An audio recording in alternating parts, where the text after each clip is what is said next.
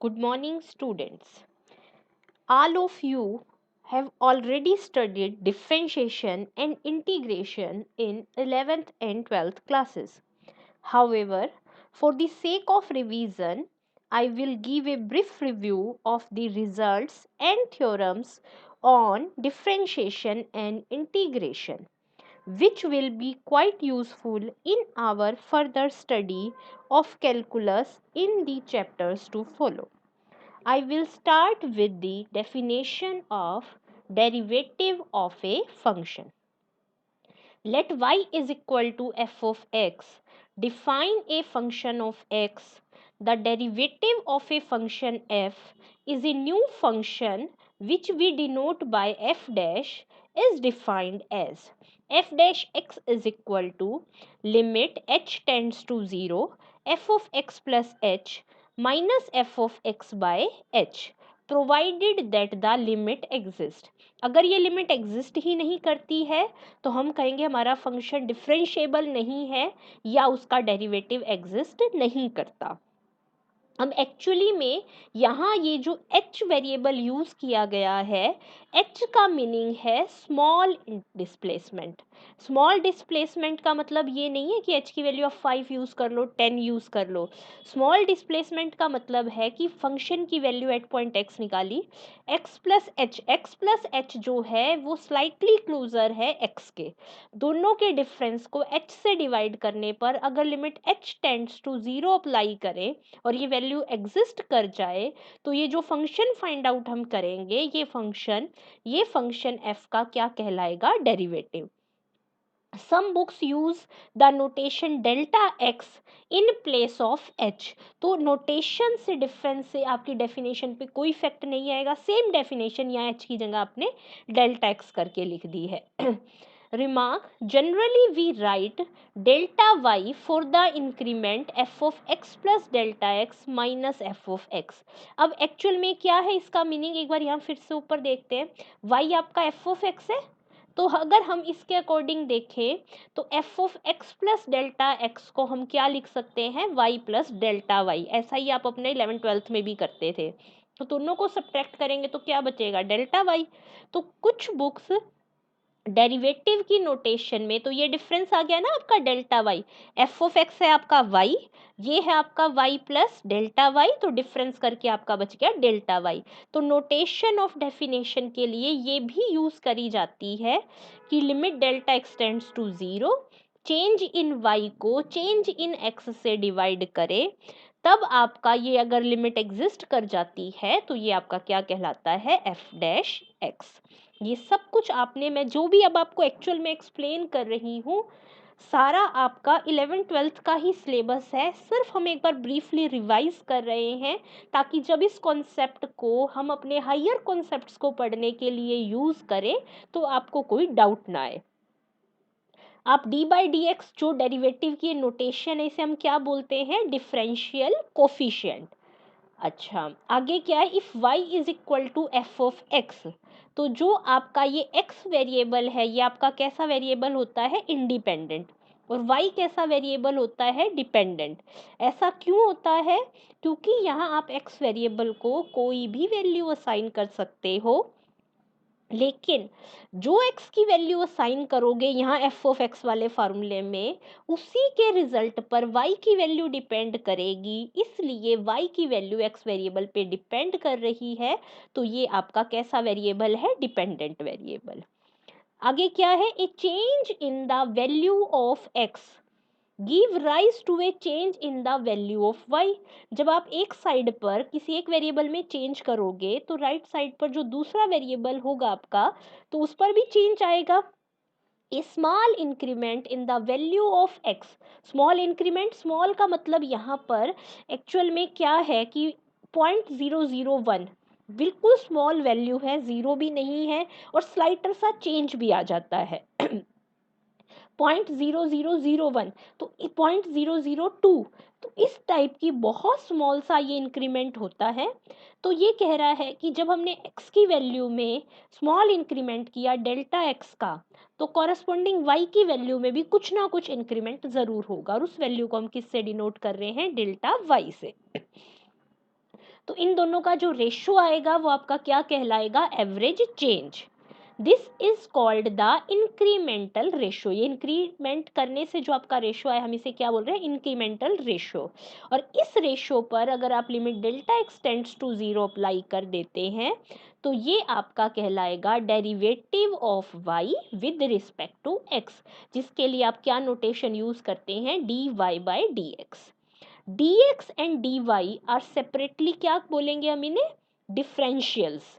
और dy by dx को क्या बोलेंगे, डिफरेंशियल कोफिशिएंट। और जो प्रोसेस है फाइंडिंग द डिफरेंशियल कोफिशिएंट वो क्या कहलाती है, differentiation. It is generally denoted by the symbol d by dx। तो यहाँ पर आप जो बेसिक टर्म्स अभी तक यूज कर रहे थे हमने उन्हें दोबारा से रिवाइज कर लिया है कि डिफरेंशिएशन तो डिफरेंशियल कोफिशिएंट निकालने की जो प्रोसेस है उसका नाम है, dy बाई डी एक्स ये जो डेरिवेटिव है ये आपका डिफरेंशियल कोफिशिएंट कहलाता है, और dx और dy जो इसके न्यूमरेटर और डिनोमिनेटर्स हैं वो सेपरेटली क्या कहलाएंगे, डिफरेंशियल्स। आगे आ जाते हैं, डिफरेंशिएशन फ्रॉम एब इनिशियो फर्स्ट प्रिंसिपल और फ्रॉम डेफिनेशन। मैं इसको बहुत ब्रीफली ही एक्सप्लेन कर रही हूँ, क्यों, क्योंकि यहाँ पर आपने बाय फर्स्ट प्रिंसिपल हमने किसी का डेरिवेटिव नहीं निकालना। क्या करते थे हम, simple y is equal to function given होता था एफ ऑफ एक्स, x में डेल्टा x जोड़ दिया, y में डेल्टा y जोड़ दिया। सेकेंड इक्वेशन में से फर्स्ट को हमने सब्ट्रैक्ट कर दिया, ये जो एक्सप्रेशन आया इसमें बोथ साइड हमने डेल्टा x से डिवाइड कर दिया। अब आप देख रहे हैं ना, बिल्कुल आपके ऊपर वाला जो अभी हमने पढ़ा था उसी फॉर्म में कन्वर्ट हो रहा है। अब डेरिवेटिव बनाने के लिए किसकी कमी रह गई, limit delta x tends to 0 की, बोथ साइड अप्लाई कर दिया तो ये आपका dy बाई डी एक्स का फॉर्मूला आ गया। To find the differential coefficient of x की पावर n। अब अगर आपको डेरिवेटिव निकालना, वर्ड बहुत सिंपल से आपने बहुत बार पढ़ा है, अभी 11th-12th में आपको ये डिफरेंशियल कोफिशिएंट वर्ड यूज करने की ज़्यादा हैबिट नहीं थी, तो आपने कंफ्यूज नहीं होना है। Differential coefficient meaning derivative of x की पावर n। ये सब कुछ आप मेरे ख्याल से इजीली कर सकते हो और आप स्किप भी कर सकते हो। आपको मेनली बस क्या आना चाहिए, d by D x of x की n क्या होता है, n x की पावर n-1। अब मैं, ये तो था सिंपल लीनियर अलजेब्राइक एक्सप्रेशन जिसमें वेरिएबल का कोफिशिएंट 1 था। अगर मैं वेरिएबल का कोफिशिएंट कर दूं ax प्लस बी की पावर n, तो ये क्या हो जाएगा आपका n a x plus b की पावर n-1। क्या एडिशनल आया कि यहाँ तो हमने सिर्फ क्या करा था, पावर को आगे लिखा और पावर में से कम कर दिया। यहाँ उसके साथ एडिशनल क्या करना है, अगर x का कोफिशिएंट 1 नहीं है, एक्चुअल में हम इस एक्सप्रेशन का मल्टीप्लाई में क्या लिख रहे हैं, डेरिवेटिव, तो ax का डेरिवेटिव हो गया a और प्लस में b कांस्टेंट है इसलिए उसका डेरिवेटिव क्या हो गया, 0। अब सिमिलरली सिंपल रिजल्ट्स हैं कि कांस्टेंट का डेरिवेटिव 0 होता है, सी यू कांस्टेंट मल्टीप्लाई में सम वेरिएबल, उसका डेरिवेटिव क्या होगा, आप कांस्टेंट बाहर लिखो और सिंपल उस फंक्शन का डेरिवेटिव कर दो। अगर बहुत सारे फंक्शन के बीच में प्लस माइनस का साइन है तो आप इंडिविजुअली हर किसी का डेरिवेटिव निकाल लेंगे। प्रोडक्ट ऑफ फंक्शन का फॉर्मूला क्या होता है, u और v का प्रोडक्ट फॉर्मूला लगाना है तो u as it is v का derivative, v as it is u का derivative. Quotient formula u by v पे क्या लग जाएगा, v as it is u का derivative minus u as it is v का डेरिवेटिव और अपॉन में v का स्क्वायर। ये सभी फॉर्मूले आपने अपने 11th-12th में बहुत अच्छे से पढ़े हुए हैं। Derivative of function of a function, function of a function का क्या मीनिंग है, फॉर एग्जाम्पल के लिए यहाँ देखें कि y तो फंक्शन हो u का, लेकिन u फंक्शन हो अनदर वेरिएबल x का, और मैं आपको कहूँ कि y का with respect to x derivative करो, तो यहाँ पे y फंक्शन था u का, u फंक्शन था f का, तो फंक्शन ऑफ ए फंक्शन हो गया। फॉर एग्जाम्पल के लिए देखो इसने लिखा y u की पावर 1/2 है और u आपका 1 प्लस एक्स स्क्वायर है। इस टाइप के फंक्शन को आप क्या बोलते हैं, कंपोजिट फंक्शन। फॉर एग्जाम्पल के लिए यहाँ पर ये आपको दिया हुआ है। अब हम पढ़ते हैं जनरल फॉर्मूला इस टाइप के फंक्शंस का डेरिवेटिव करने के लिए। तो मैंने इन जनरल लिख दिया कि y फंक्शन है u का और u फंक्शन है x का। क्योंकि दोनों फंक्शन की नोटेशन डिफरेंट हो सकती हैं, इसलिए यहाँ पर f यूज़ करा तो यहाँ g यूज़ कर लो। आपको ऐसा नहीं है कि ऐसे ही f और phi ही याद रखने हैं, आप f g h कुछ भी नोटेशन यूज़ कर सकते हैं। तो हमने y का अगर with respect to x derivative निकालना है तो हम क्या करेंगे, क्योंकि y तो u का फंक्शन है, तो y का तो डेरिवेटिव आप विद रिस्पेक्ट टू u ही कर सकते हो। यहाँ से निकालोगे dy by D you, multiply कर दोगे उसको du बाय dx से, और इस फॉर्मूले को हम क्या कहते हैं, chain rule. Parametric functions, parametric functions आपके कैसे होते हैं, x and y are defined as function of a parameter t, कि x भी t का फंक्शन है, y भी t का फंक्शन है, लेकिन मैं आपको कहूँ कि y का with respect to x derivative करो तो आप क्या करोगे, dy बाई dx निकालने के लिए हम y का, क्योंकि वो t का फंक्शन है तो हमने y का डेरिवेटिव विद रिस्पेक्ट टू कर लिया t, x भी t का फंक्शन है तो हमने x का डेरिवेटिव भी कर लिया with respect to t, dy by dt को dx बाई dt से डिवाइड कर दिया, तो जो रिजल्टिंग रिजल्ट है वो आपका dy बाई dx होगा। ये फंक्शन t का ही आएगा। हो सकता है किसी किसी क्वेश्चन में t कैंसिल होके कांस्टेंट रह जाए, लेकिन हमें कोई प्रॉब्लम नहीं है। फिर आते हैं आपको ये टिग्नोमेट्रिक फंक्शन, साइन का डेरिवेटिव कॉस होता है, कॉस का माइनस साइन, टेंजेंट का सेकंड स्क्वायर, कॉट का माइनस कोसेकेंड स्क्वायर, सेकंड का secant x tangent x, cosecant x का minus cosecant x cot x. आपको याद होगा जब हम वैसे सिंपल ट्रिक्स की बात करते हैं, सी से जो स्टार्ट होते हैं उनके अंदर माइनस का साइन आता है, साइन का कॉस, कॉस का साइन हो गया। ऐसे टेंजेंट का सेकंड स्क्वायर तो कॉट का हो जाता है माइनस कोसेकेंड स्क्वायर, सेकंड में आता है सेकंड टेंजेंट तो कोसेकेंड में आ जाता है कोसेकेंड कॉट। अब आ जाती है बात इनवर्स ट्रिग्नोमेट्रिक फंक्शंस की।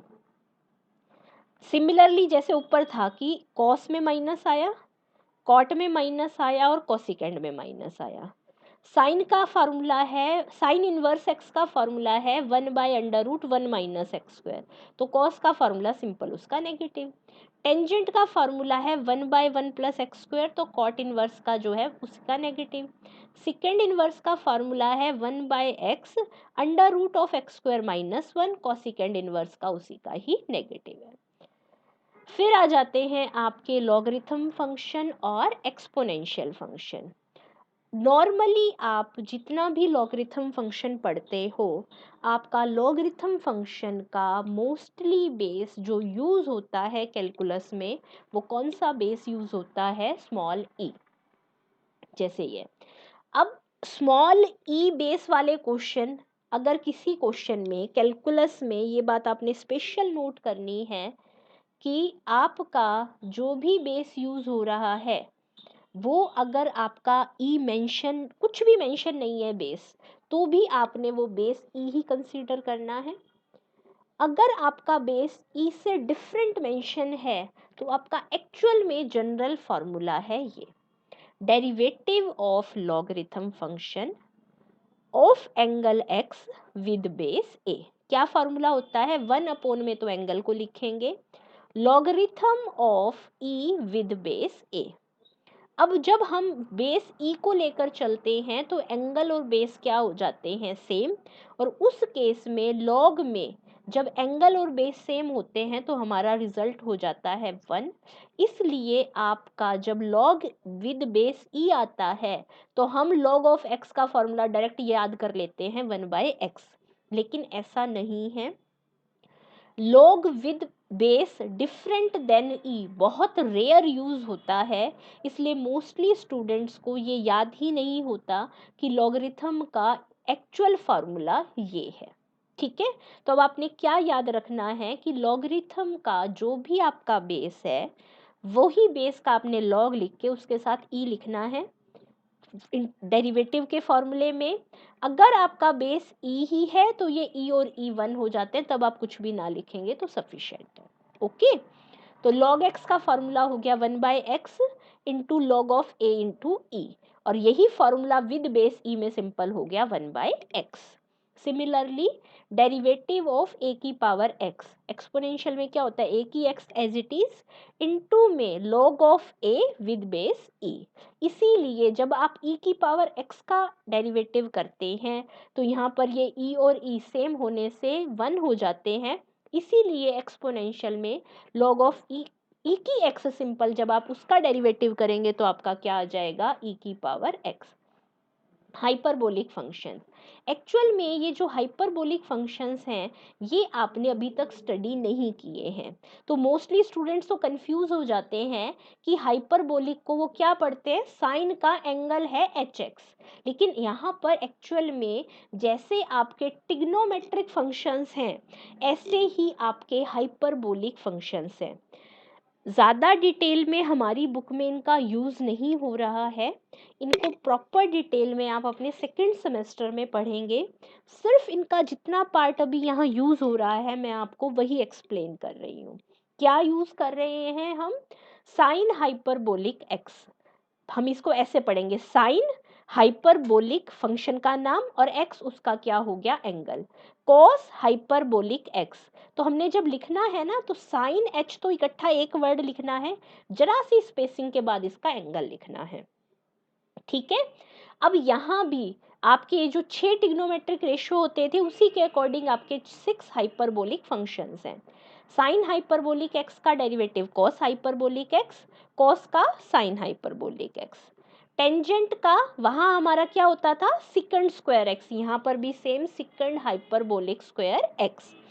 कॉट हाइपरबोलिक एक्स का डेरिवेटिव है minus cosecant hyperbolic square x, secant hyperbolic x है minus secant hyperbolic x tangent hyperbolic x, cosecant hyperbolic x है minus cosecant hyperbolic x cot hyperbolic x. अब क्या difference है आप जरा ध्यान से देखें, फॉर्मूला लिखने का पैटर्न लगभग सिमिलर है टिग्नोमेट्रिक फंक्शन से। क्या डिफरेंस आया कि फर्स्ट 3 वाले रेशियोज में कहीं भी माइनस नहीं आया, यहाँ लास्ट 3 में माइनस आया। ये दोनों टर्म तो आपकी पिछली बार भी माइनस होती ही थी, कॉस हाइपरबोलिक की जगह या सिकंड हाइपरबोलिक में माइनस है, लिखने का पैटर्न लगभग सेम है। ऐसे ही जैसे आपके हाइपरबोलिक फंक्शंस हैं ऐसे ही आपके इनवर्स हाइपरबोलिक फंक्शंस हैं। तो अभी आपने सिर्फ इनके डिफरेंशिएशन के फॉर्मूलाज याद रखने हैं। यहाँ भी आप देखेंगे, यहाँ भी आपका कॉट सिकेंड और कॉसिकेंड ये 3 टर्म्स नेगेटिव हैं, बाकी तीनों टर्म्स पॉजिटिव हैं, लेकिन फॉर्मूला थोड़ा सा डिफरेंट है। साइन हाइपरबोलिक इनवर्स एक्स, देखो साइन हाइपरबोलिक पूरा फंक्शन था ना, तो उसके बाद इनवर्स का -1 लगा के हमने एंगल लिखा, तो इसका फॉर्मूला है 1/√1 + x²। कोस हाइपरबोलिक इनवर्स क्या हो जाएगा, 1/√x² - 1। Tangent hyperbolic inverse x हो गया 1/1 - x²। Cot hyperbolic inverse x हो गया आपका 1 - 1/x² - 1, और यहाँ कंडीशन है कि मॉड x जो होगा वो आपका क्या होगा, ग्रेटर देन 1। क्यों ऐसा है, क्योंकि अगर मॉड x ग्रेटर देन 1 नहीं होता है तो आपका ये जो रिजल्ट है ये क्या हो जाएगा, नॉट डिफाइंड। क्योंकि एक्चुअल में ज़्यादा डिटेल में तो मैं भी तुम्हें नहीं बता रही हूँ, एक्चुअल में cot hyperbolic inverse x function इस इंटरवल से आउटसाइड डिफाइंड नहीं होता है, इसलिए हमने इसे यहाँ मेंशन किया है। सेकंड हाइपरबोलिक इनवर्स एक्स का derivative -1/x√1 - x², cosecant hyperbolic inverse x -1/mod of x√x² + 1। अब हम आ जाते हैं कुछ basic formulas of integration. x की पावर n का इंटीग्रेशन क्या होगा, x की पावर n+1 अपॉन में n+1 प्लस में आपका ये कांस्टेंट ऑफ इंटीग्रेशन, यहाँ n आपका नॉट इक्वल टू -1 है, क्यों, अदरवाइज ये रिजल्ट आपका क्या हो जाएगा, infinity. In case of n is equal to -1, यहाँ पर ये देखिए ये बन जाएगा 1/x, जिसका फॉर्मूला होता है इंटीग्रेशन का log x। ऐसे ही a की x के इंटीग्रेशन का फॉर्मूला a की x by log a, e की x का e की x ही, अब यहाँ पर क्या होता है, वैसे एक्चुअल में आपने मेरे ख्याल से बहुत अच्छे से पढ़ा भी हुआ है कि fx का, अब क्या होता है देखो मैं यहाँ से बताती हूँ, साइन का डेरिवेटिव कॉस होता है, इसलिए कॉस का इंटीग्रेशन साइन है, कॉस का डेरिवेटिव माइनस साइन होता है, ठीक है, कॉस का डेरिवेटिव क्या होता है, माइनस साइन, इसलिए साइन का इंटीग्रेशन माइनस कॉस है। ओके, टेंजेंट एक्स का इंटीग्रेशन के दोनों फॉर्मूले यूज होते हैं, आप कोई भी यूज कर सकते हैं, कॉट एक्स के इंटीग्रेशन का होता है लॉग साइन एक्स, ऐसे ही सिकेंड एक्स के इंटीग्रेशन के ये फॉर्मूले हैं, कॉसिकेंड एक्स का ये है। अब याद कीजिए टेंजेंट एक्स का डेरिवेटिव होता है सिकेंड स्क्वायर, इसलिए सिकेंड स्क्वायर का इंटीग्रेशन हो गया टेंजेंट, ऐसे ही कॉट एक्स का डेरिवेटिव होता है माइनस कॉसिकेंड स्क्वायर, इसलिए कॉसिकेंड स्क्वायर का इंटीग्रेशन हो गया माइनस कॉट, सिकेंड का डेरिवेटिव होता है सिकेंड टेंजेंट, इसलिए सिकेंड टेंजेंट का इंटीग्रेशन हो गया सिकेंड, कॉसिकेंड एक्स का डेरिवेटिव होता है minus cosecant x cot x, इसलिए कॉसिकेंड एक्स कॉट एक्स का इंटीग्रेशन हो गया कॉसिकेंड एक्स। सिमिलरली ये आपका वही प्रीवियस फॉर्मूला है कि किसी भी अलजेब्राइक एक्सप्रेशन की पावर एन का इंटीग्रेशन करना है, फंक्शन लिखो, पावर में 1 ऐड करो, अपॉन में n+1, अपॉन में अब ये क्या आया है, यहाँ पर यूं कह सकते हो आप x का कोफिशिएंट या इस फंक्शन का डेरिवेटिव। फिर यहाँ पर अब देखो वही आपके हाइपरबोलिक फंक्शंस के इंटीग्रेशन के फॉर्मूले आ गए, कॉस हाइपरबोलिक एक्स का डेरिवेटिव था साइन हाइपरबोलिक एक्स, इसलिए साइन हाइपरबोलिक का इंटीग्रेशन हो गया cos hyperbolic x, sine hyperbolic x का डेरिवेटिव था कोस हाइपरबोलिक एक्स, इसलिए कॉस हाइपरबोलिक एक्स का इंटीग्रेशन हो गया साइन हाइपरबोलिक एक्स।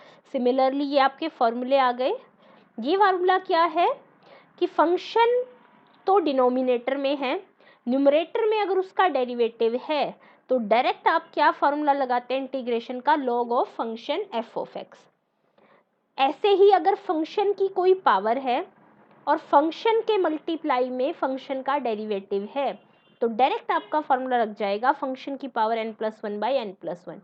ये दोनों फॉर्मूले एक्चुअली में बाय सब्स्टिट्यूशन रिड्यूस किए गए हैं कि मैं फंक्शन f ऑफ x को कोई नया नाम रख दूं t वेरिएबल, तो f'(x) dx क्या बन जाएगा dt, dt बाई टी बन गया log t और उससे रिप्लेस हुआ है। और सिमिलरली यहाँ कि फंक्शन fx को नया नाम रख दे t वेरिएबल, तो f'(x) dx क्या बन जाएगा dt, तो यानी कि टोटल आपका रिड्यूस हो गया t की पावर n इंटू dt में, तो इसका इंटीग्रेशन हो गया t की पावर n+1/n+1। फिर ये फॉर्मूले आपने पहले ही पढ़े हुए हैं कि dx/a² माइनस x² का ये फॉर्मूला होता है, dx/a² माइनस a² का ये है, dx/x² प्लस a² का फॉर्मूला, ये भी सभी फॉर्मूले आपने पहले स्टडी कर लिए हैं और अब आपको ये सब याद रखने हैं। मेन आ जाइए 34th पॉइंट पे, 34th और 35th पॉइंट में जो आपका फॉर्मूला मेंशन है, एक्चुअली में इस फॉर्मूला को एज इट इज आप यूज नहीं करते, ये एक्चुअल में बाय पार्ट्स इंटीग्रेशन से रिड्यूस करके फॉर्मूला बनाया गया है। e की ax into sine bx, exponential और ट्रिग्नोमेट्रिक फंक्शन। अब यहाँ पर क्या है, एक्सपोनेंशियल का कितनी बार भी डेरिवेटिव कीजिए फंक्शन एज इट इज रहेगा, साइन bx का भी कितनी बार डेरिवेटिव करो इंटीग्रेशन करो फंक्शन रहता है एज इट इज। तो इन दोनों फंक्शंस को बाय पार्ट्स इंटीग्रेट करके ये फॉर्मूला कैसे आता है ये आपने खुद सॉल्व करना है, अगर आपकी कोई प्रॉब्लम होगी तो हम इसको क्लास में डिस्कस करेंगे ग्रुप में। सिमिलर ये अब यहाँ पर ये कुछ लिमिट्स के रिजल्ट दिए गए हैं कि a to b f(x) dx हो, अगर मैं लिमिट्स का ऑर्डर चेंज कर दूं तो बाहर एक माइनस का साइन आ जाता है।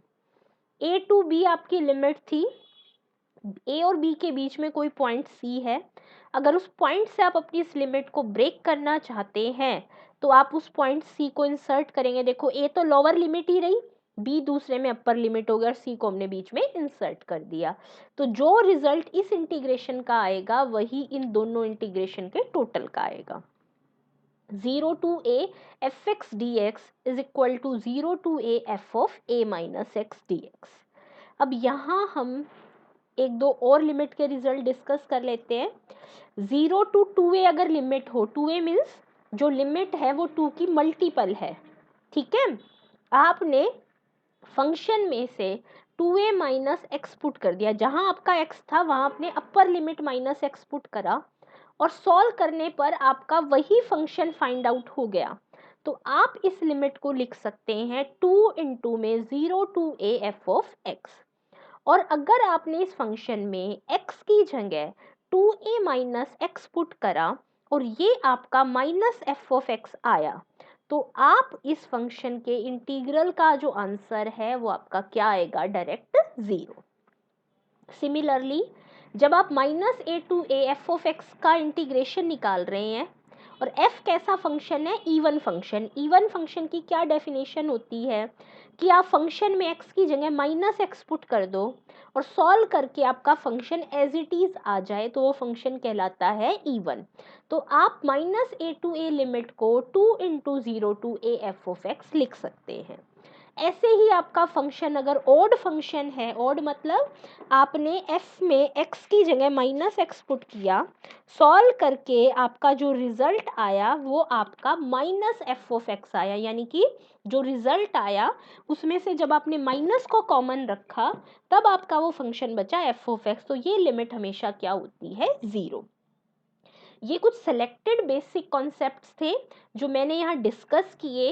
इसके अलावा जितने भी basic concept, definitions, formula, results, techniques जो भी आपकी 11th और 12th की बुक से रिलेटेड है, आपने वे सभी रिवाइज करनी है और अपने प्रॉपर नोट्स बनाने हैं, ताकि जब भी वे टेक्निक आपके किसी भी चैप्टर में यूज़ हो तो आपको अपनी बुक सर्च ना करनी पड़े, आप अपने नोट्स से डायरेक्ट उसको देखेंगे और यूज़ कर लेंगे। क्योंकि एक्चुअल में जो आपका कैलकुलस का पेपर है उसमें बहुत ही ज़्यादा फॉर्मूलेज और टेक्निक्स हैं। तो जब तक आपकी पुरानी टेक्निक आप बिल्कुल उससे फेमिलियर नहीं होंगे तब तक नई टेक्निक्स याद करना और समझना भी आपके लिए उतना इजी नहीं रहेगा। और प्रॉपर जब आपका रिकॉर्ड बन जाएगा तो आपको वो चीज़ें रिवाइज करने में और समझने में भी बहुत कंफर्टेबल रहेगा। तो आप ये सीरियसली वीडियो देखो और अपने प्रॉपर बेसिक कॉन्सेप्ट्स के नोट्स बनाओ, ताकि जब हम अपना सिलेबस स्टार्ट करें तो आपको बहुत अच्छे से सब कुछ समझ आ सके। Thank you.